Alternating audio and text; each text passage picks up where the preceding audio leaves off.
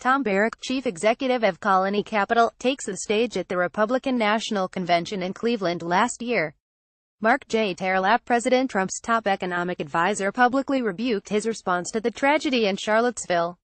One of his top media allies publicly tried to talk him out of firing special counsel Robert S. Mueller III, calling the notion very dangerous.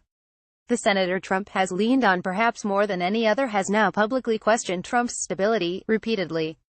And his aides anonymously admitted Trump misled the country about his involvement in Donald Trump Jr.'s Russian lawyer controversy. Increasingly, those around Trump are opting to plead with him through the media, hoping that will do what private conversations cannot. They are all unmistakable cries for help. But now, for the first time, we have a very public cry for help from someone who is extremely close, personally, to Trump. Michael Cranish's fascinating, must-read interview with decades-long Trump friend Tom Barrack is a case study in the exasperation and desperation felt by those close to Trump. Yet again, they see him fomenting pointless controversies and alienating people unnecessarily. And yet again, they apparently see no course but to splash it across the front page in hopes that it will actually register with Trump. Barrack clearly still has Trump's ear privately, as Cranish reports. They speak weekly, and Barrack assures us that Trump takes criticism. Yet Barrack for some reason still felt it necessary to publicly criticize his friend in some pretty remarkable ways. Here's a sampling. Barrack says he has been shocked and stunned by some of Trump's inflammatory rhetoric.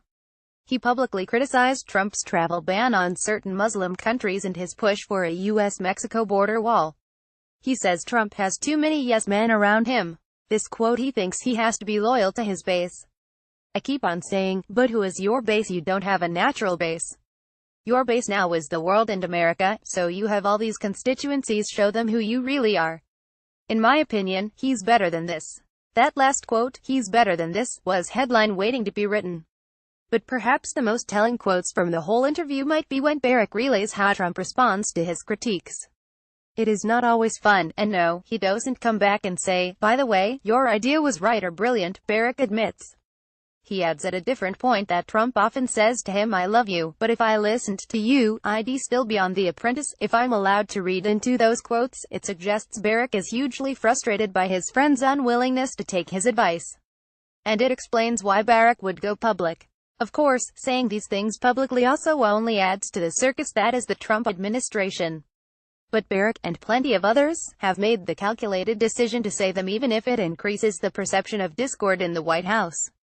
They've clearly decided this is the best, highly imperfect method for getting through to Trump. That's desperation, pure and simple. If someone like Barrack can't prevail upon Trump using that method, it's unlikely anyone will. And by Barrack's description of Trump, I wouldn't hold my breath.